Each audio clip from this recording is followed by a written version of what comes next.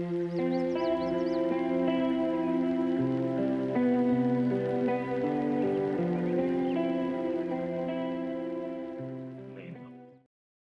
மர்மை இரட்சகருமாகிய இயேசு கிறிஸ்துவின் நாமத்தில் உங்கள் எல்லோரையும் வாழ்த்தி வரவேற்கிறேன்.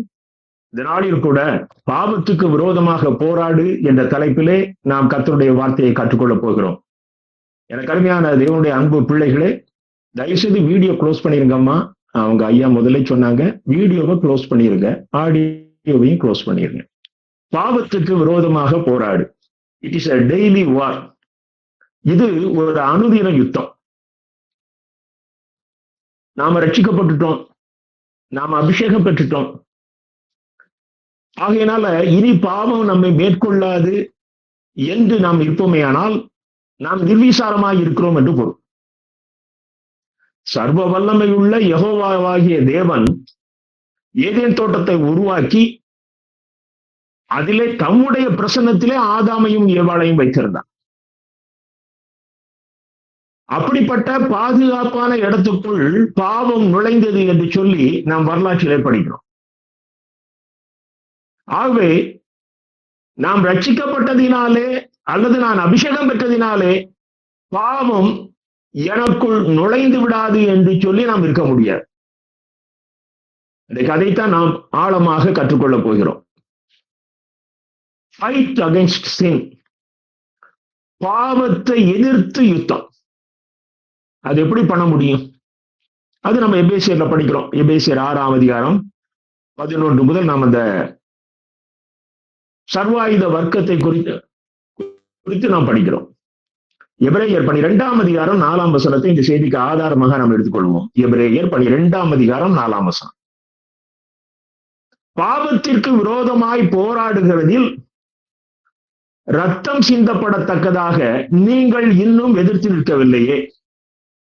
இந்த நிருபத்தை எழுதிய ஆசான் யார் என்று அதிகாரப்பூர்வமாக அல்லது வரலாற்று பூர்வமாக இன்னமும் கண்டுபிடிக்கப்படவில்லை.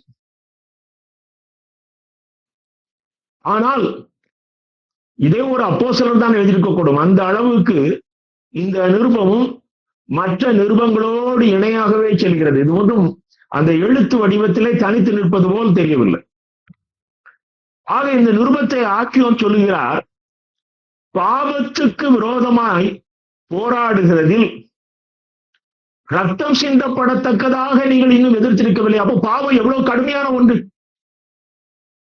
எனக்கு அருமையான தேவனுடைய அன்பு பிள்ளைகளே, இப்போ ஒரு காவல்துறை அதிகாரி ஒரு குற்றவாளியை பிடிக்க செல்லும் பொழுது அவருடைய உயிருக்கு, அவரை பிடிக்க செல்கிற அந்த காவல்துறை அதிகாரியின் உயிருக்கு ஆபத்து ஏற்படுமே ஆனால் அவர் அந்த குற்றவாளியை அழிக்கக்கூடிய முடிவை கூட எடுக்கலாம். அதற்கு சட்டத்திலே பாதுகாப்பு இருக்கிறது. ஆக நம்மை அழிக்கக்கூடிய பாவத்தை எதிர்த்து நாம் யுத்தம் செய்யாதிருப்போமே ஆனால் பாவம் நம்ம அழிச்சிடும். அது நம்மை அழிப்பதற்குத்தான் பாவத்தை பிசாசானவன் உபயோகப்படுத்துகிறான், அல்லது அவன் உபயோகப்படுத்துகிற ஒரு ஆயுதம் என்று சொல்லலாம் பாவத்தை. என் அன்பு தேவனுடைய பிள்ளைகளே, நீங்கள் எபிரேயர் 12ஆம் அதிகாரம் 1ஆம் வசனத்தை பாருங்கள். எபிரேயர் 12:1.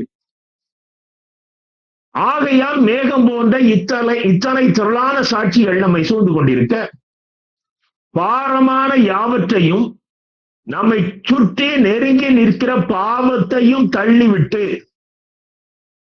நம்மை சுற்றி நெருங்கி நிற்கிற பாவத்தையும் தள்ளிவிட்டு. நீங்க 11ஆம் அதிகாரத்துல பழைய ஏற்பாட்டின் பரிசுத்தவான்கள் எவ்விதமாக விசுவாசத்தினாலே கர்த்தருக்குரியவர்களாக வாழ்ந்தார்கள் என்று சொல்லி நாம் பார்க்கிறோம். சர்வ வல்லமை உள்ள தேவனுக்குரியவர்களாக வாழ்ந்தார்கள் என்று சொல்லி பார்க்கிறோம்.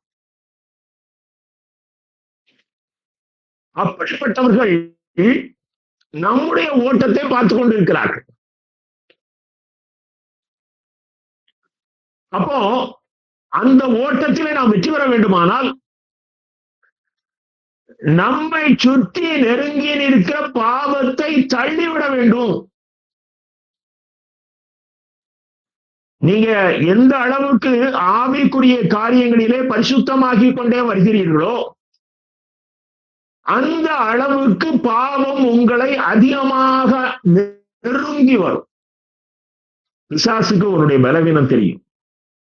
இப்ப நார்மலா நம்ம சொல்றோமே, அது என் சுபாவம் என்று சொல்லி அந்த சுபாவத்தை அவன் அறிஞ்சு வச்சிருக்கான். ஏன் அநேக பரிசுத்தவான்கள் வேசித்தனத்திலே விழுந்து போனார்கள்? நான் பழைய பட்டியலை சொல்லவில்லை, இன்றைக்கும் வாழ்ந்து மரித்து போன சில பரிசுத்தவான்களை நான் சொல்லுவேன். அப்படிப்பட்டவர்கள் விழுந்து போனதை சிலர் சாட்சியாக சொல்லி இருக்கிறார்கள். நான் விழுந்து மீண்டுமாக எழும்பினேன் என்று சொல்லி சிலர் சாட்சியாக சொல்லவில்லை. ஆனால் அவர்களுடைய மறைவுக்கு பிறகு அந்த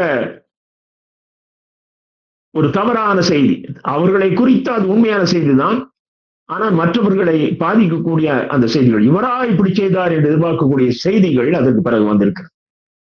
எனக்கு அருமையான தேவனுடைய அன்பு பிள்ளைகளே, நம்முடைய பலவீனத்தை அவன் அறிந்து வைத்திருக்கிறபடினாலே நம்மை சுற்றிலும் நாம் விழுந்து போகக்கூடிய இச்சையை உருவாக்கக்கூடிய பாவங்களை சாத்தான் நெருக்கி வைத்திருக்கிறோம். நான் ரட்சிக்கப்பட்டு விட்டேன், நான் அபிஷேகம் பெற்று விட்டேன், 24 மணி நேரமும் நான் அந்நிய பாஷையில இருப்பேன் என்று சொல்லி நீங்கள் இந்த பாவத்திலிருந்து தப்பிக்க முடியாது. நமக்கு நார்மலாக செய்தியிலே நாம் எபேசியர் 6ஆம் அதிகாரத்தில் சொல்லப்பட்டுள்ள சர்வாயுத வர்க்கத்தை குறித்து கற்றுக்கொண்டிருக்கிறோம். ஆனா எத்தனை பேர் இந்த சர்வாயுத வர்க்கத்தை உபயோகப்படுத்துகிறோம்? சத்தியம் என்னும் கச்சை, நீதி என்னும் மார்க்கவசம், சமாதானத்தின் சுவிசேஷத்திற்குரிய ஆயத்தம் என்னும் பாதரட்சை, விசுவாசம் என்னும் கேடகம், ரட்சிப்பு என்கிற தலைப்பாகை,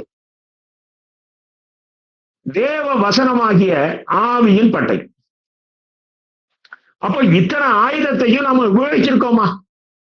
இயேசு கிறிஸ்து 40 நாட்கள் உபவாசம் இருந்து முடித்த உடனே பிசாசு அவரை சோதிக்கும்படியாக அந்த நாட்களிலே, அந்த பசியிலே அவருக்கு மாம்சத்துல என்ன பலவீனம் உண்டாயிருக்குமோ அந்த பலவீனத்தை தொடும் விதமாக அவன் பாவத்தை கொண்டு வருகிறான்.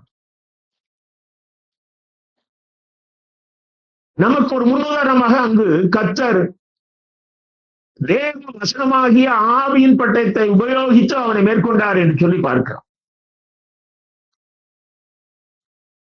உங்கள்கிட்ட பாவத்தை கொண்டு வந்து நின்று அவிதமாக நம்மோடு பேசி அவன் பிரச்சனையை உருவாக்குவதில்லை அல்லது நம்மை பாவத்தில் விழத்தழுவது.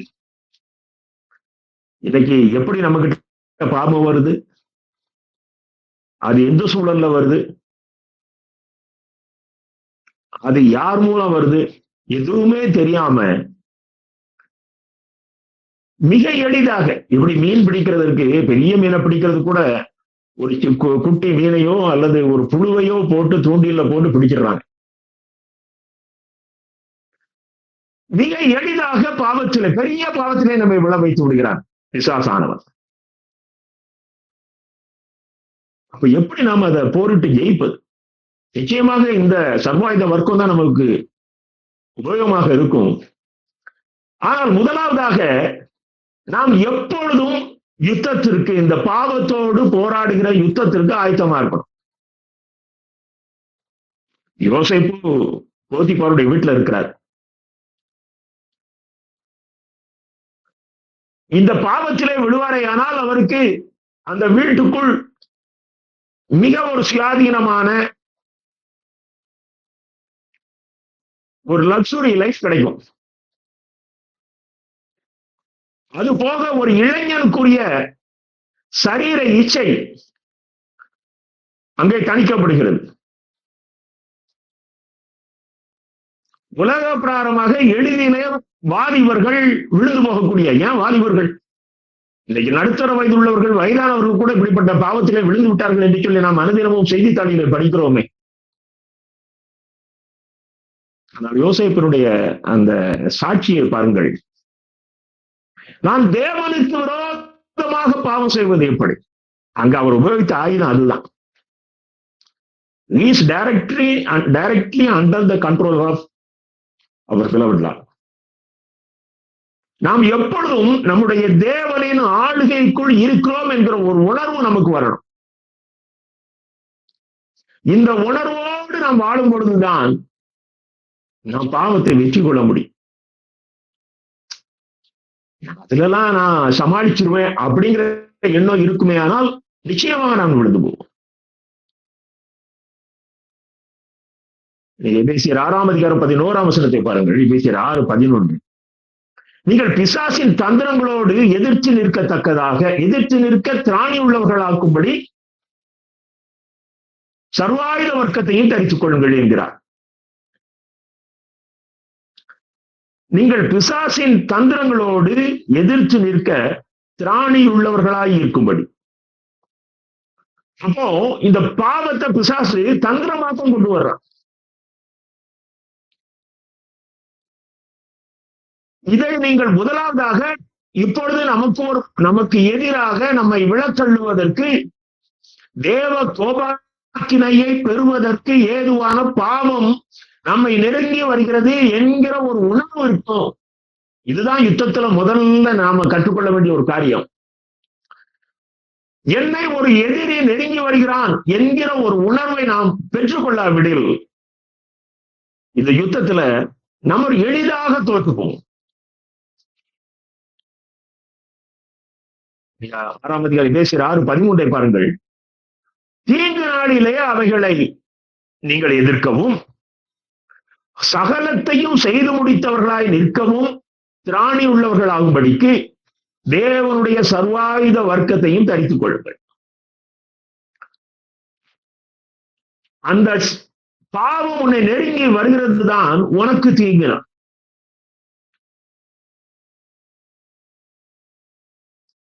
கருமையான தேவனுடைய அன்பு பிள்ளைகளே, பாவத்தை நெருங்கி வருகிற பாவத்தை இனம் கண்டுகொள்கிற அந்த ஞானம் நமக்கு வேணும்.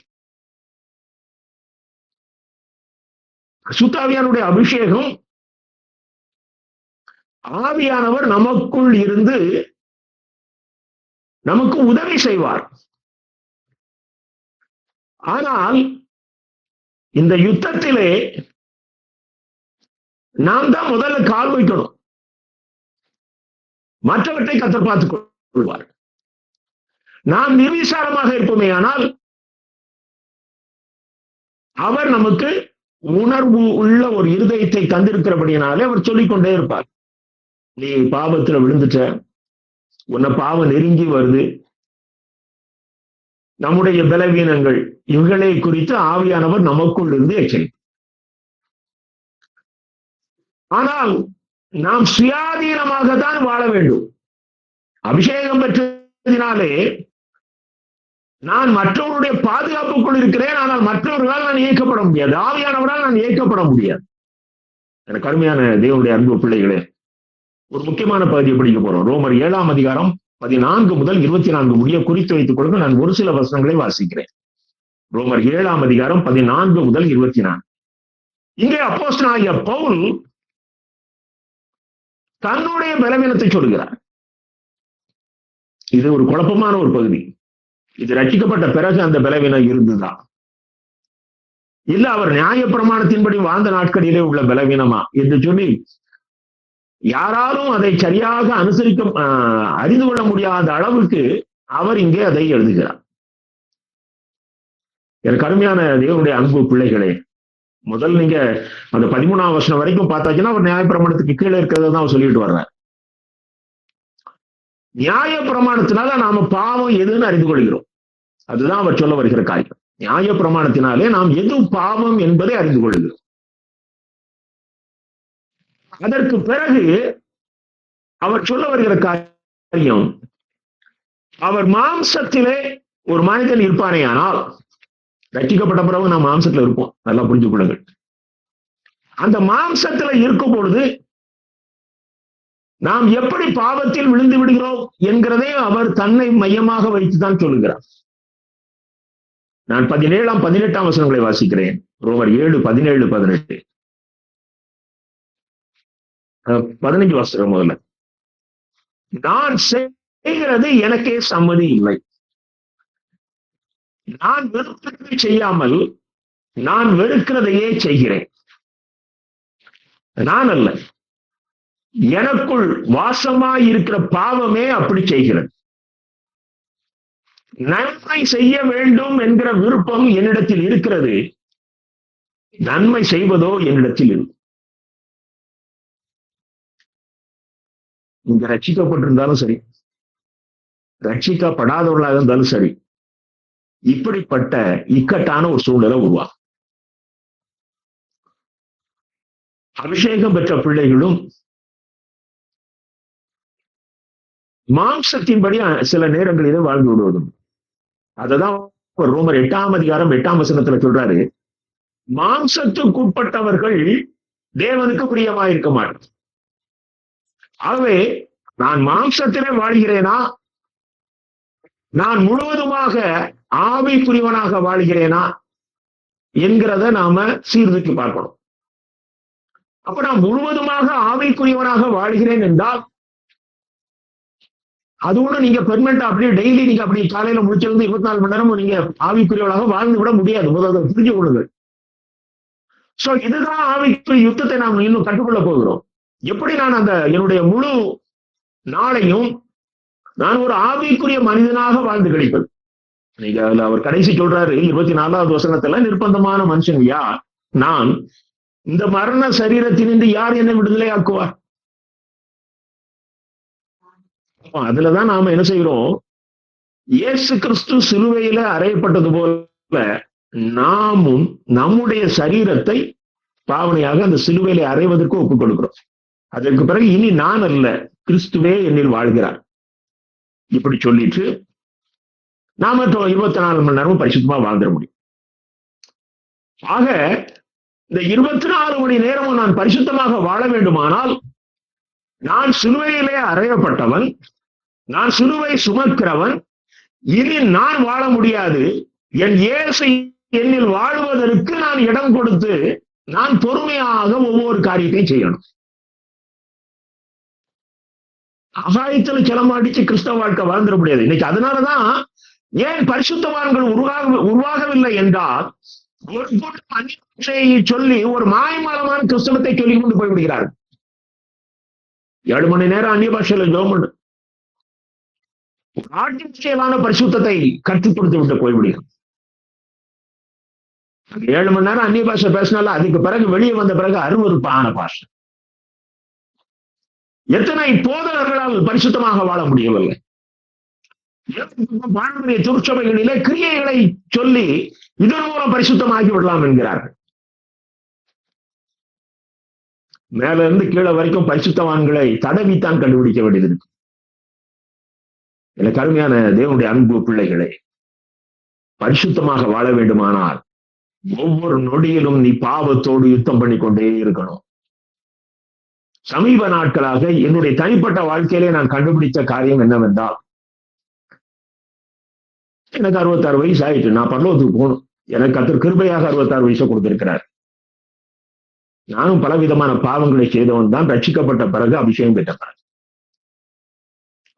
இப்போ இனி இந்த பாவத்தோடு நான் யுத்தம் பண்ண வேண்டுமானால், முதலாவதாக நான் என்னை தற்காத்துக் கொள்வதற்காக நான் தனிமையை எனக்கு அதிகமாக்கி கொண்டேன். வீட்டுக்குள்ள சுற்றி உலாவி வீட்டிற்குள் இருக்கும் நபர்களோடு பேசுவதை தவிர்த்து வெளி உலக நபர்களோடு எனக்கு போன் கால் வந்தா நான் அட்டன் பண்றேன். நானாக ஒருவரை கூப்பிட்டு கதை அடிக்கிற பழக்கத்தை என்னைக்கோ ஸ்டாப் பண்ணி, ஏன்னா அதுலதான் பாவம் உற்பத்தி ஆகும். ஐயா, இந்த உலகத்துல நீ பல வருஷம் வாழ்ந்து, அதுவும் கிறிஸ்துவை அறிந்து வாழ்ந்து நீ நரகத்துக்கு செல்வாய். ஆனால் அதே போல ஒரு கொடிய நஷ்டம் உனக்கு இந்த உலகத்துல வேற ஒண்ணும் கிடையாது. எத்தனையோ கோடி அளக்கலாம், ஆனா அந்த ஜீவனை இழந்து போகக்கூடாது. இன்றைக்கு கிறிஸ்தவர்களை விட சாத்தான் தெளிவா இருக்கிறான். அவன் இயேசு கிறிஸ்துவோட வருகையை குறித்து அவனுக்கு தெரியுது, இந்த சீக்கிரத்துல வருகை வந்துடும். இப்ப அவன் 2 விதமா யுத்தம் பண்றான். ஒண்ணு அவனுடையவர்களை காத்துக்கொள்வது. அவன் ஒரு வலையை வச்சு பிடிக்கிறான், அதுல அவனுடையவர்கள் அநேகம் விழுந்திருக்கிறார்கள். இந்த அவனுடையவர்களை காத்துக்கொள்ளும்படியாக அவன் முயற்சி எடுக்கிறான். இரண்டாவதாக அவன் அந்த வலைக்குள்ள இல்லாம வெளியே இருக்கிறத வலைக்குள்ள கொண்டு வர்றதுக்கு முயற்சி எடுக்கிறான். இதனாலுமே என் வீட்டுக்கு அருகாமையிலே ஒருவர் மறைத்து போனார்.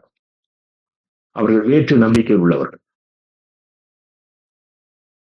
நார்மலா அப்படிப்பட்ட வீடுகள்ல ஒரு பயங்கரமான அழுகை, ஒரு கவலை இருக்கும். நான் அவங்க வீட்டுக்கு போயிருந்தேன். அவருடைய சரீரத்தின் பக்கத்துல ஒரு செல்போன்ல பக்தி பாடல் ஓடிக்கொண்டிருந்தது. நாங்கள் வந்த பிறகு சிலர் அங்கே வந்து அவர்கள் பக்தி பாடல் பாடிக்கொண்டிருக்கிறார். இதெல்லாம் இதை நான் இப்பதான் பார்க்கிறேன். நாம் எப்படி மற்றவருடைய சரீரத்தை வைத்து கிறிஸ்தவ பாடல்களை பாடுகிறோம், அதே போன்ற ஒரு காரியத்தை நான் இங்கே பார்க்கிறேன். அந்த வீட்டில் உள்ளவர்கள் சொன்னார்கள், அவர் மரித்த நேரம் சரியா நல்ல நேரம், அவர் முக்தி அடைந்து விட்டார். அவங்க பாஷையில சொல்றாங்க, அவர் கைலாசத்துக்கு அந்த ஆவி போயிடுச்சு அப்படின்னு சொல்லி. எனக்கு அருமையான தேவனுடைய அன்பு பிள்ளைகளே, எந்த அளவுக்கு பிசாசானவன் தன்னுடையவர்களை வஞ்சித்து வைத்திருக்கான். நாம அந்த வலைக்கு வெளியே நிக்கிறோம், நமக்கு வலை விரிக்கிறான். முதல்ல அவனுக்கு நிறைய கிடைக்குது. அந்த வலை விரிக்கும் பொழுது அவன் தூண்டில்ல போடுறான். நம்ம எந்தெந்த காரியத்துல வீக்குங்கிறத அவன் இந்த தூண்டில்ல அவன் மாட்டி அவன் போடுறான். வலையில பெரிய பெரிய ஜாம்பவான்கள்லாம் சுத்துறான். நார்மலா அவன் காட்டுற அந்த புழு என்ன புழு என்றால் அது பொருளாசு. பெரிய பெரிய ஜாம்பவான்கள் விழுந்துட்டாங்க. யோசேப்பை போல போராட்டம் வந்தாலும் பரவாயில்லை, நான் என் பரிசுத்தத்தை காத்துக்கொள்வேன், என் தேவனுக்கு விரோதமாக நான் எப்படி பாவம் செய்ய முடியும் என்ற சித்தத்தோடு எண்ணத்தோடு ஓடுகிறவர்கள் மாத்திரம்தான் இந்த போராட்டத்தில் வெற்றி அடைய முடியும். நீங்க 2 Corinthians 7:1 பாருங்கள். இப்படிப்பட்ட வாக்கு தத்தங்கள் நமக்கு உண்டாயிருக்கிறபடியால் பிரியமானவர்களே, மாம்சத்திலும் ஆவியிலும் உண்டான எல்லா அசுசியும் நீங்க நம்மை சுத்திகரித்துக் கொண்டு பரிசுத்தமாகுதலை தேவ பயத்தோட பூரணப்படுத்த கடவோம். ஆக பாவம் எங்கெல்லாம் வருது? மாம்சத்திலேயும் வருது, ஆவியிலையும் வருது. நாம் செய்ற எல்லா பாவமே மாம்சம்தான். சில காரியங்கள் ஆவிக்குரிய காரியங்களை தவறுதலாக புரிந்து கொண்டு ஆவியிலையும் பாவம் வருது. இப்படி உண்டான எல்லா அசுத்தங்களையும் நீக்கி நம்மை சுத்திகரித்துக் கொண்டே, அனுதின சுத்திகரிப்பு, ஒவ்வொரு நிமிடமும் சுத்திகரிப்பு, சுத்திகரித்துக் கொண்டே பரிசுத்தமாகுதலை பூரணப்படுத்த வேண்டும். என்ன அழகாக எழுதியிருக்கிறார். என் அன்புக்குரிய தேவனுடைய பிள்ளைகளே, இந்த பரிசுத்தமாகுதலை நம்முடைய அதுதான் நமக்கு கோல். இந்த கோல்ல போனாதான் நீ அந்த பரிசுத்தவான்களின் பூமி ஆகிய பரலோகத்துக்குள்ள சொல்ல முடியும். அப்போ இந்த ஆர்வம் நமக்குள்ள முதல்ல வரணும். அப்பதான் நம்ம பாவத்துக்கு எதிர்த்து, ஏன் எனக்கு பாவத்தை குறித்த ஒரு விழிப்புணர்வு இல்லை? புட்ஃபிட்ல நிக்கிறவனும் பாவியாதான் நிக்கிறான். அவங்களும் அந்த பாவத்தை எச்சரித்து போதிக்க முடியாது. ஏன்னா அவரே தினமும் பாவத்துக்குள்ளேயே மூழ்கி எழுதிட்டு வர்றவர் எப்படி பாவத்தை போதிக்க முடியும்? சாக்கடை மோசம் என்று சாக்கடைக்குள் மூழ்கியாலே எப்படி உபதேசிக்க முடியும்?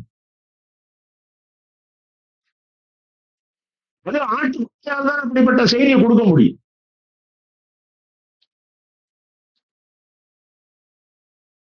பாவத்திலே ஊரின பன்றி ஒரு கூட்ட மக்களுக்கு செய்தி கொடுக்குமானால் அது பரிசுத்தவான்களை உருவாக்க முடியாது. அந்த பன்றியினுடைய ஃபாலோயர்ஸ் தான் உருவாக்க முடியும். கருமையான தேவனுடைய அன்பு பிள்ளைகளே, பாவத்துக்கு விரோதமாக போராட வேண்டும். இங்க அப்போஸ்தலனாகிய பவுல் சொல்கிற காரியத்தை பாருங்க. தீமோத்தேயுக்கு அவர் சொல்றாரு,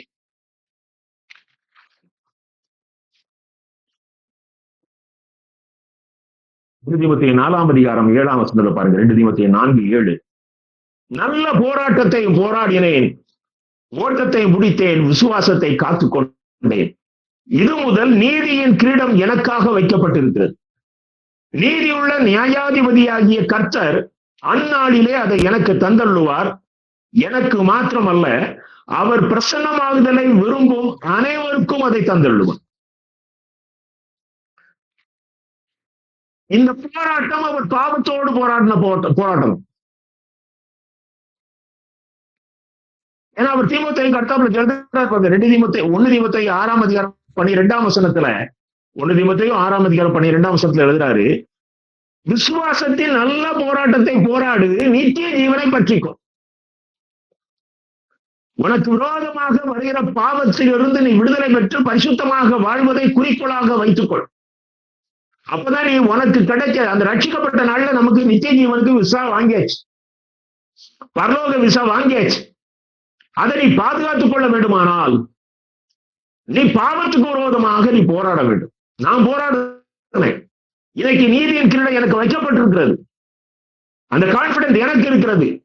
எனக்கு அருமையான தீமோத்தேயுவே, நீயும் அதே மாதிரி போராடுவாய். ஆனால் அந்த நித்திய ஜீவனை நீ பெற்றுக்கொள்ள முடியும், நீ காப்பாற்றிக் கொள்ள முடியும். எனக்கு அருமையான தேவனுடைய அன்பு பிள்ளைகளே, அப்போஸ்தலனாகிய பவுல் ஒரு பரிசுத்தவானை உருவாக்குகிறார். 7ஆம் வாலிபன், 19 வயசு வாலிபன். அவர் ஒரு திருச்சபைக்கு தலைவராக இருக்கிறார். அவர் கண்காணிகளை உருவாக்குகிறார், உதவியாளர்களை உருவாக்குகிறார், மூப்பர்களை உருவாக்குகிறார்.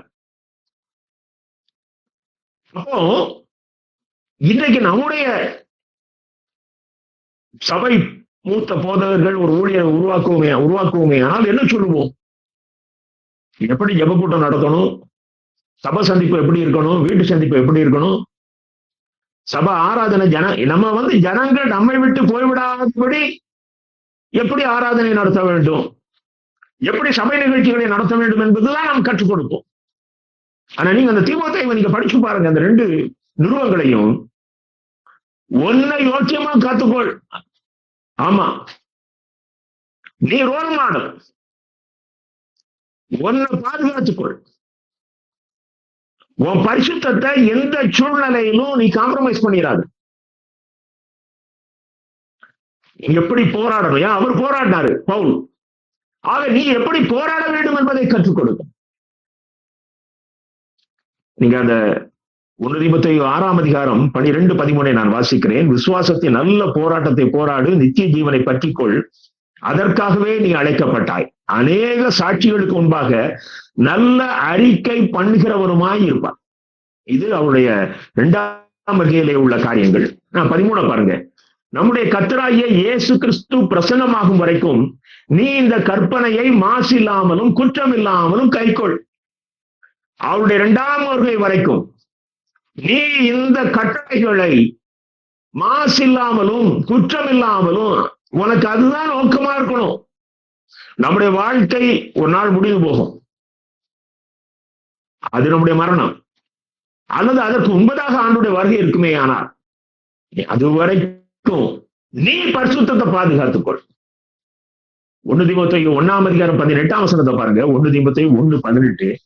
குமாரனாகிய தீமோத்தேயுவே, உன்னை குறித்து முன் உண்டான தீர்க்க தரிசனங்களின்படியே நீ அவைகளை முன்னிட்டு நல்ல போராட்டம் பண்ணும்படி இக்கட்டளையை உனக்கு ஒப்புவிக்கிறேன். உன்னை குறித்து ஒரு தீர்க்க தரிசனம் சொல்லப்பட்டிருக்கிறது. நம்ம 2 தீமோத்தேயு 1ஆம் அதிகாரத்துல பார்க்கிறோம். அவருடைய தாய், அவருடைய பாட்டி, இவங்கெல்லாம் ஒரு தரிசனத்தோடு அவரை வளர்த்திருக்கிறார். அந்த தீர்க்க தரிசனங்கள் பொய்த்து போகாதபடி நீ நல்ல போராட்டம் பண்ணி அந்த பரிசுத்தத்தை காத்துக்கொள் என்று அவருக்கு நினைப்பூட்டிக் கொண்டே இருக்கிறார். நிருபத்தில் ஆங்காங்கே நினைப்பூட்டுகிறார். அப்போ நான் எப்படி யுத்தம் பண்ணுவது? தீமோத்தேயு எப்படி யுத்தம் பண்ணுவது என்பதை அவர் அதுல அந்த நிருபத்துல அநேக இடங்களில் சொல்லியிருக்கிறார். அவைகளை பார்த்து நாம் இந்த செய்தியை நிறைவு செய்யும்.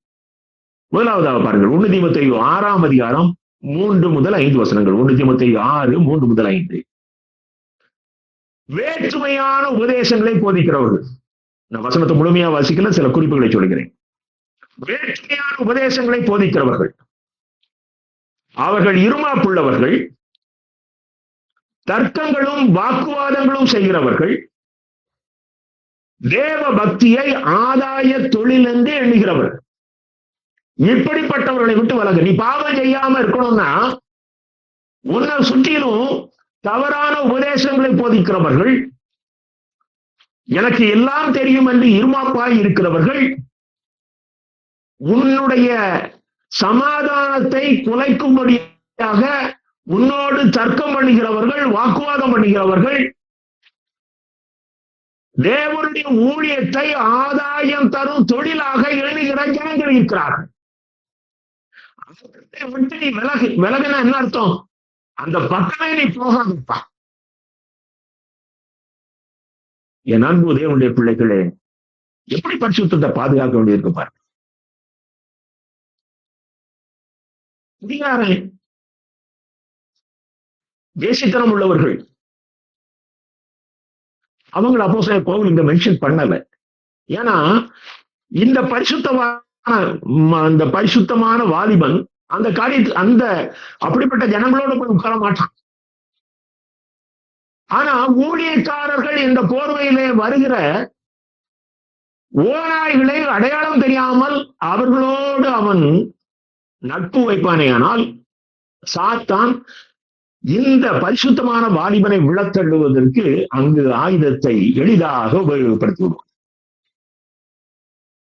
கருமையான தேவனுடைய அன்பு பிள்ளைகளே, அந்த 2 தீமோத்தேயு 2ஆம் அதிகாரம் 23ஆம் வசனத்தில் சொல்றாரு, புத்தியீனமும் அயுக்தமுமான அறிவற்ற அயுக்தமுமான தர்க்கங்களுக்கு விலகி. யாராவது உங்ககிட்ட வந்து தர்க்கம், வா நீங்க சொல்றது சரியா அப்படின்னு கேட்பான். உன்கிட்ட கேட்டு இந்த சத்தியத்துக்கு விரோதமாக உன்னோடு ஆர்கியூ பண்ணுவார்களே, ஆனால் நீ அப்படிப்பட்டவர்களுக்கு விலகியிரு.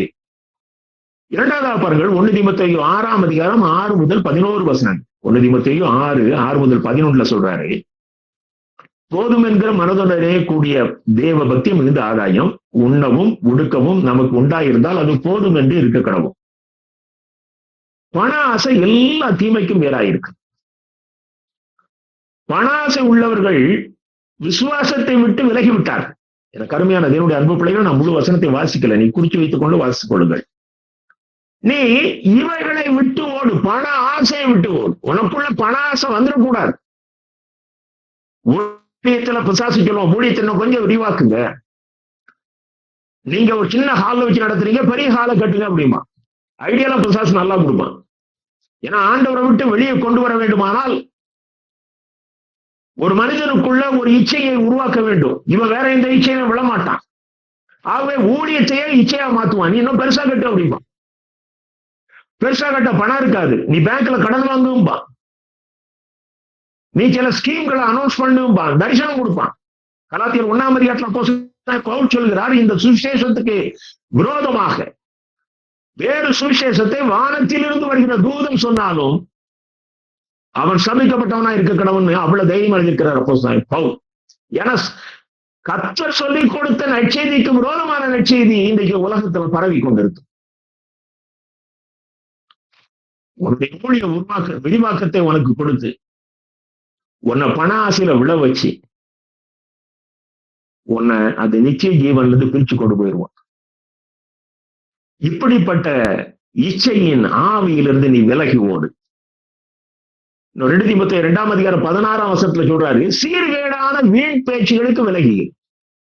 இப்ப நம்ம என்ன பார்த்து கொண்டிருக்கிறோம் என்றால், ஒரு பரிசுத்தமான தலைவனை உருவாக்க வேண்டுமானால் அவன் எப்படி பாவத்தை இனம் கண்டு போராடணும். இப்படிதான் போராட்டம். உன்னை சுற்றி உள்ளவங்க அன்னைக்கு பேதுரு இயேசு கிறிஸ்துவிட்ட பேசினார்ல, உனக்கு இப்படி ஏற்படாதுன்னு அந்த விவளாக சொன்னார், எனக்கு அப்பாலே போ சாத்தானே சொல்லி, எனக்கு பின்னாக போ சாத்தானேனார். ஆக உனக்கு வேண்டியவர்கள் வேதத்தை தூக்குகிறவர்கள் தான் உன்னோடு சமதம் வழி நடத்துவார்கள். அப்ப கர்த்தருடைய பிள்ளை ரொம்ப தெளிவா இருக்கணும், வேதத்துல ரொம்ப தெளிவா இருக்கணும். எனக்கு அருமையான தேவனுடைய அன்பு பிள்ளைகளே, அதிகமாக வேத வசனத்தை படியுங்கள், படித்துக் கொண்டே இருங்கள். யூடியூப் செய்திகளை கேட்காதிருங்கள். பிழைப்பு கெடுத்த காரியங்கள். எந்த அளவுக்கு நீங்கள் சத்தியத்தை உட்கார்ந்து கற்றுக்கொள்கிறீர்களோ அந்த அளவுக்கு தான் நீங்கள் பாவத்தோடு போராடி வெற்றி காண முடியும். நான்காவதாக பாருங்கள், ஒரு வாலிபன் ரட்சிக்கப்பட்டவன், அபிஷேகம் பெற்றவன், மூப்பர்கள் தலையில வச்சு ஜோம்னி அவனுக்கு அபிஷேக தீர்க்க தரிசனம் வந்திருக்குது. பவுல் அவன் தலையில கை வச்சு அவருக்கு அபிஷேகம் பெற்று அவரை வல்லமையின் அபிஷேகத்தை பெற்றிருக்கிறாரு. அவருக்கு எழுதுறாரு 2 தீமோத்தேயு 2:22 பாலியத்தின் இச்சைகளுக்கு நீ விலகி ஓடு. ஐயா, நீ ரட்சிக்கப்பட்டு அபிஷேகம் பெற்றிருந்தாலும் இந்த மாம்சத்தின் இச்சை உன் சரீரத்துல இருக்கும். ஏன் இன்னைக்கு ஊழியக்காரர்கள் இந்த பாவத்தில் விழுகிறார்கள் என்றால் அவர்களுக்கு அதை குறித்த அலர்ட்னஸ் கற்றுக் கொடுக்கப்படவில்லை. பாலியத்தின் இச்சைகளுக்கு நீ விலகி ஓடு. அதுல நின்று யுத்தம் பண்ணுன்னு சொல்லல. எந்த இடங்களிலே உன்னுடைய பரிசுத்தம் பாதுகாத்துக் கொள்ள முடியாத சூழ்நிலை வருமோ நீ அந்த இடத்தை அவாய்ட் பண்ணு. எனக்கு தெரிஞ்ச ஒரு நல்ல பரிசுத்தவான், இன்னைக்கு அவர் இந்த பூமியில இல்லை. அவர்கள் மனைவி மறைந்து அவர்கள் ஒரு 50 வயசுல தனித்து வாழ வேண்டிய சூழ்நிலை, மனைவி இல்லாமல். வீட்டுக்குள்ள லேடி சர்வெண்டா அலோ பண்றதே இல்லை. மிக பரிசுத்தவான், நல்ல ஒரு அருமையான சகோதரன். ஆனால் அவர் பிசாசுக்கு இடம் கொடுக்க கூடாது என்றால் தனிமையில் இருக்கும்போது வீட்டுக்குள்ள லேடி சர்வெண்ட் வரக்கூடாது. எனக்கு அருமையான தேவனுடைய அன்பு பிள்ளைகளே, பாவத்தோடு யுத்தம் பண்ணுவது என்றால் ஏதோ ஒரு ஆயுதத்தை தூக்கி கொண்டு வந்து யுத்தம் பண்ணுவதால் நீ தனிப்பட்ட முறையில எந்தெந்த சூழ்நிலைகளிலே பாவம் உன்னை ஆட்கொண்டு விடுவதற்கு முயற்சி செய்யுமோ அப்படிப்பட்ட காரியங்களை விட்டு விலக வேண்டும். ஓட வேண்டிய சூழ்நிலையில நீ ஓட வேண்டும். இந்த உலகத்துல வந்து ஊழியக்காரங்களை சன்னியாசியா நினைக்கிறேன். எந்த ஊழியக்காரன் வந்து அந்த பொம்பளை ஆட்களை வீட்டுக்குள்ள விட்டுருவாங்க. அதுக்கு பிறகு அதனுடைய விளைவுகள் தேவனுடைய நாமம் தூஷிக்கப்படுவதற்கு ஏதுவாக இருக்கு. நீங்க 1 கொரிந்தியர் 6:18 அப்போஸ்தலன் பவுல் எழுதுகிறார். 1 கொரிந்தியர் 6:18 வேசித்தனத்திற்கு விலகி ஓடுங்கள். எனக்கு கடுமையான தேவனுடைய அன்பு பிள்ளைகளே, இந்த பாவம் இன்னைக்கு உலகத்திலே பிசாசானவன் பரிசுத்தவான்களையும் விழத்தள்ளுவதற்காக தன் கையிலே எடுத்திருக்கிற ஆயுதம். 2 தீமோத்தேயு 3:1-5 2 தீமோத்தேயு 3:1-5 இங்க ஒரு பெரிய லிஸ்ட பட்டியலிடுகிறார். நீங்கள் வாசித்து பாருங்கள். தற்பிரியர், பணப்பிரியர், வீம்புக்காரர், அகந்தை உள்ளவர்கள், அநேக பாவங்களை அவர் பட்டியலிட்டு கடைசியாக சொல்கிறார், அவர்கள் தேவ பிரியராயிராமல் சுகபோக பிரியராயிருப்பார்கள். தேவ பக்தியின் வேஷத்தை தரித்து அதில் பலனை மறுதலிக்கிறவர்களாயிருப்பார்கள். இப்படிப்பட்டவர்களை விட்டு வர 19 பாவங்கள் அதுல பட்டியலிடுகிறார். எனக்கு அருமையான தேவனுடைய அன்பு பிள்ளைகளே, நான் பாவத்துக்கு விரோதமாக போராடி வெற்றி காண வேண்டுமானால் இந்த உலக வாழ்க்கையிலே நான் அநேக காரியங்களில் என்னை தனிமைப்படுத்திக் கொள்ள வேண்டும். அது எப்படிங்க முடியும் அப்படின்னா, நீங்க தொழில் செய்யறீங்க, உங்க பிசினஸ் மாத்திரம் பேசுங்க, தேவையில்லாத காரியங்கள் வேண்டாம். வேலை ஸ்தலத்திலே வேலை சம்பந்தமாக மாத்திரம் பேசுங்கள். ஆலயத்திற்கு வருவீர்களே ஆனால் பக்தி கெடுத்த காரியங்களை மாத்திரம் பேசுங்க. மனிதர்களை பற்றி பேசுவதை நிறுத்திவிடுங்கள். சம்பந்தமில்லாதவர்களிடம் சம்பந்தமில்லாத காரியங்களை பேசுவீர்களே ஆனால் நீங்கள் எளிதாக பாவத்திலே விழுந்து விடுவீர்கள். அடுத்தபடியாக அப்போஸ்தலனாகிய பவுல் அவருக்கு இன்னொரு காரியத்தை கற்றுக் கொடுக்கிறார் பாருங்க. சில மனிதர்களுடைய பெயர்களை சொல்லி நீ இப்படிப்பட்டவர்களுக்கு நீ எச்சரிக்கையா இருக்கணும்னு கற்றுக் கொடுக்கிறார். ரொம்ப ஒரு ஊழியரை உருவாக்குவது என்பது அவ்வளவு கடினமான காரியம். சொல்றாரு, தேமா இந்த உலகத்தின் மீது ஆசை வைத்து என்னை விட்டு பிரிந்து போனான். 2 தீமோத்தேயு 4:10. என்னோடு ஊழியத்துல வருகிற எல்லாரும் பரிசுத்தவான்கள் என்று எண்ணிவிடாதே என்று அவர் கற்றுக் கொடுக்கிறார். பிறகு ஒரு 2 தீமோத்தேயு 4ஆம் அதிகாரம் 14-15 சொல்றாரு, கண்ணானாகிய அலெக்சாந்தர் எனக்கு வெகு தீமை செய்தான். அவன் என்னுடைய வார்த்தைகளுக்கு எதிர்த்து நின்றவன். ஒருவேளை அது வெளியே தெரியாம இருந்திருக்கலாம். கண்ணானாகிய அலெக்சாந்தரும் பவுலும் நல்ல நண்பர்னு சொல்லி இவன் போய் ரொம்ப ஈஸியா அவனை அப்ரோச் பண்ணிடக்கூடாது. தேமா ரொம்ப நல்ல ஆள்னு போய் அப்ரோச் பண்ணிடக்கூடாது. சில மனிதர்களை குறித்து தெளிவாக அவனுக்கு கற்றுக் கொடுக்கிறார். 1 தீமோத்தேயு 1ஆம் அதிகாரம் 18-20 வசனத்துல 2 பேரை பற்றி சொல்றாரு. இமெனே அலெக்சாந்தர், நீ விசுவாசமும் நல்மனசாட்சியும் உடையவனாயிரு. சிலர் இந்த நல்மனசாட்சியை தள்ளிவிட்டு விசுவாசமாகிய கப்பலை சேதப்படுத்தினார்கள். இப்ப நம்முடைய வாழ்க்கையை இந்த விசுவாசமாகிய கப்பல்ல தான் ஓடிட்டு இருக்கு. அதை சேதப்படுத்தி அவர்கள் யார் என்றால் இமனேயும் அலெக்சாந்தரும் அப்படிப்பட்டவர்கள். அவர்கள் தூசியாதபடி சிட்சிக்கப்பட அவர்களை சாத்தான் இடத்தில் ஒப்பு கொடுத்தேன். அப்படின்னா சபையை விட்டு விலக்கி வச்சேன்னு அர்த்தமா. அவர்கள் தேவ ஆளுகையிலிருந்து துரத்தப்பட்டு அவங்க சபைக்கு வெளியே வந்தார். ஏன்னா சபைன்னா ரசிக்கப்பட்டவருடைய கூட்டம். அது அப்போ உள்ள சபை அப்படித்தான். இப்போ அப்படி இல்லை. அதனால நமக்கு சபையினுடைய மகிமை தெரியல. அப்ப இவங்க சபைக்கு வெளியே வரும் பொழுது இவர்கள் எளிதாக சாத்தானினாலே பாதிக்கப்படுகிறார்கள். அது நீங்க கற்றுக்கொள்ள வேண்டும் என்றால் 1 கொரிந்தியர் 5ஆம் அதிகாரம் 1-5 இதை நீங்க படிச்சுக்கிடுங்க. எனக்கு டைம் இல்லை. அதுக்கு பிறகு அவங்க மனதினுட பிறகு அவனை நீங்க சேர்த்துக் கொள்ளலாம். அதற்காக தான் அப்படி செய்கிறார். எனக்கு அருமையான தேவனுடைய அன்பு பிள்ளைகளே, இன்னொரு காரியத்தை கற்றுக் கொடுக்கிறார் பாருங்கள். 1 தீமோத்தேயு 5ஆம் அதிகாரம் 20ஆம் வசனம். 1 தீமோத்தேயு 5:20 மற்றவர்களுக்கு பயம் உண்டாக்கும்படி பாவம் செய்தவர்களை எல்லாருக்கும் முன்பாக கடுக்குள். சபை ரட்சிக்கப்பட்டவர்களால நிரம்பி இருக்கு. இன்னைக்கு நம்ம சபையில அப்படி செய்ய முடியாது. ஆனா அவர் அழகா சொல்றாரு பவுல், மற்றவர்களுக்கு பயம் உண்டாக்கும்படி. எல்லாருமே பரிசுத்தவான்கள் தான். அவர்கள் யாராவது தவறு செய்திருப்பார்களே ஆனால் அவர்களை மற்றவருக்கு முன்பாக கடித்துக் கொள்ள என்கிறார். ஏன்னா அதனால மற்றவர்களை நிச்சயித்திடலாம். எனக்கு அருமையான அன்பு பிள்ளைகளே, ஒரு சபை அது எவ்வளவு ஒரு குவாலிட்டி சர்ச். என்ன தாகம் பவுலுகிட்ட. ஒரு ஊழியரை எப்படி உருவாக்குறார் பாருங்க, தனக்கு ஈக்குவலா. இன்னொரு காரியம் 1 தீமோத்தேயு 5ஆம் அதிகாரம் 22ஆம் வசனத்தை பாருங்க. ரொம்ப முக்கியமான ஒரு காரியம். 1 தீமோத்தேயு 5:22 ஒருவர் மேலும் சீக்கிரமாய் கைகளை வையாது, மற்றவர் செய்யும் பாவங்களுக்கு உடன்படார். இது சில இடங்களில் தவறுதலாக போதிக்கப்படுகிறது. அதாவது ஒரு ரட்சிக்கப்பட்டவன் இன்னொருத்தர் மேல கை வைத்து ஜெபிக்கும் போது அவன் பாவியாக இருந்தால் அந்த பாவத்துக்கு நீனும் பங்காளி என்று சொல்லி போதிக்கப்படுகிறது. அப்படியா? தீமோத்தேயு ஒரு ஊழியக்காரன்.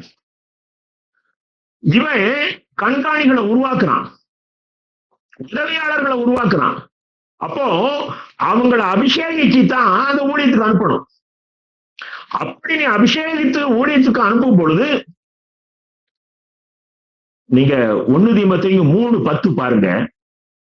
இவர்கள் முன்னதாக சோதிக்கப்பட வேண்டும். நீ அப்படி அனுப்பும் முன்னதா அந்த ஆளை நீ டெஸ்ட் பண்ணு. இவர் கண்காணிக்க சிறந்த ஆள் தானா? அவர் குவாலிபிகேஷன் கொடுக்கிறார். அப்போஸ்தலன் பவுல் தகுதியை குறித்து அவர் சொல்லுகிறார். இவர் உதவியாளருக்கு சரியான ஆள் தானா? அவர் பவுல் ஆலோசனை கொடுத்திருக்கிறார். எப்படி இருக்கணும்? சொந்த குடும்பத்தை நல்லா நடத்தணும், பண ஆசை இல்லாதவனா இருக்கணும், சண்டை போடாதவனா இருக்கணும். இதெல்லாம் நீ அவனை டெஸ்ட் பண்ணணும். இன்டர்வியூ வச்சு எடுக்கிற காரியம் இல்லை, அவனை சோதிக்கணும். அப்படி சோதித்து அதுக்கு பிறகு அவனை கை வச்சு அபிஷேகம் பண்றேன். அப்படி இல்லாம நீ கை வச்சு அபிஷேகம் பண்ணிட்டா அவனால பெரிய பிரச்சனை பின்னால வரும். அவன் சபையை கெடுப்பான். நீ சரியில்லாத ஆளை அபிஷேகம் பண்ணி ஊழியத்துக்குள்ள அனுப்புவாயானால் அவன் சபையை கெடுப்பான். அந்த பாவத்துக்கு நீயும் பங்காய். அதுதான் நடக்குது எல்லா சபைகளிலேயும். அது இந்த பிரைவேட் சர்ச்சில் அவர் ரசிக்கப்பட்டிருப்பார், அவர் நல்லா ஊழியம் பண்ணுவார், பையன் வாரிசா ஊழியத்துக்கு வந்துடுறான். அதுக்கு பிறகு அந்த சபை நாசமா போகுது. தகுதியற்றவர்களை நீ கரம் வைத்து நீ ஊழியத்திற்கு அபிஷேகிப்பாயானா பின்னாட்களிலே அவன் செய்கிற பாவங்களுக்கு எண்ணி பங்க. எனக்கு அருமையான தேவனுடைய அன்பு பிள்ளைகளே, பாவத்துக்கு விரோதமாக எப்படி போராட வேண்டும் என்பதை ஒரு ஊழியனுக்கு கற்றுக் கொடுத்ததுதான் இந்த 2 நிருபம். நல்லா படியுங்க. நீங்கள் விட்டு விலக வேண்டிய காரியங்கள் உண்டு, நீங்கள் விட்டு ஓட வேண்டிய காரியங்கள் உண்டு. நீங்கள் பிரிந்திருக்க வேண்டிய காரியங்கள் உண்டு. நீங்கள் எல்லோரிடமும் நீங்கள் ஐக்கியம் கொள்ள முடியாது. நீங்கள் தெளிவாக இல்லாதிருப்பீர்களே, ஆனால் உங்களை விழத்தள்ளுவதற்காகவே 24 மணி நேரமும் ஸ்கெட்ச் போட்டு வேலை செய்கிற அந்த பிசாசின் கண்ணியிலே விழுந்து விடுவீர்கள். பாவத்துக்கு விரோதமாக ரத்தம் சிந்தப்படத்தக்கதாக நாம் போராடணும். எனக்கு அருமையான தேவனுடைய அன்பு பிள்ளைகளை, 1 கொரிந்தியர் 15:34 பாருங்கள். 1 கொரிந்தியர் 15:33, 34. மோசம் போகாதீர்கள். ஆகாத சம்பாஷணைகள் நல்லொழுக்கங்களை கெடுக்கும். நீங்கள் பாவம் செய்யாமல் விழித்துக் கொண்டு தெளிந்தவர்களாயிருங்கள். ஆகாத சம்பாஷணைகள் நல்லொழுக்கங்களை கெடுக்கும். நீங்கள் பாவம் செய்யாமல் விழித்துக் கொண்டு தெளிந்தவர்களாயிருங்கள். எப்பவும் அலர்ட்டா இருங்கிறார். எனக்கு அருமையான தேவனுடைய அன்பு பிள்ளைகளே, நம்முடைய செய்திகள் எல்லாமே உங்களை பரலோகத்துக்கு வழிநடத்துகிற செய்திகள். இந்த செய்திகளை கேட்கிற நீங்கள் எல்லோரும் பரலோகம் போவீர்கள். நாம் எல்லாரும் இணைந்து பரலோகம் போவோம் என்கிற ஒரு நிச்சயத்தை கர்த்தர் என்னிடத்துல ஒவ்வொரு நாளும் கொடுத்து கொண்டிருக்கிறபடினாலே இப்படிப்பட்ட செய்திகளை கொடுக்கிறார். இந்த செய்திகளை கேட்கிற நீங்கள் அதற்கு பிறகு அந்த வசனங்களை வாசித்து பாருங்கள். இந்த இவ்விதமான செய்திகளை மாத்திரம் நீங்க கேட்டுக்கொண்டே இருங்கள். அப்பதான் நீங்க இந்த லைன்ல போக முடியும். நீங்க ஆத்துல ஒரு கால் சேத்துல ஒரு கால் வைப்பீர்களே, ஆனால் எளிதாக விழுந்து விடுவீர்கள். எனக்கு அருமையான தேவனுடைய அன்பு பிள்ளைகளே, கர்த்தர் நம்மோடு பேசி இருக்கிறார். பாவத்தை இனங்கண்டு கொள்ளுங்கள், பிசாசை இனங்கண்டு கொள்ளுங்கள். அவனிடத்திலே போராடி எப்படி வெற்றி பெறுவது என்பதிலே உறுதியாயிருங்கள். பரிசுத்தத்தை காத்துக் கொள்வதிலே தெளிவாயிருங்கள். உன் ரட்சிப்பு உனக்கு தரப்படுகிற ஃபர்ஸ்ட் டோக்கன். உன் அபிஷேகம் உன்னை பாதுகாப்பதற்கு உதவியாயிருக்கும். ஆனால் நீ தினசரி யுத்தம் பண்ணித்தான் நீ இந்த பரிசுத்தத்தை பாதுகாத்துக் கொள்ள முடியும். உன் பரலோக பயணத்திலே வெற்றி அடைய முடியும். அப்படிப்பட்ட கிருபையின் ஆவியினால் உங்கள் ஒவ்வொருவரையும் நிரப்புவாராக. ஆமென்.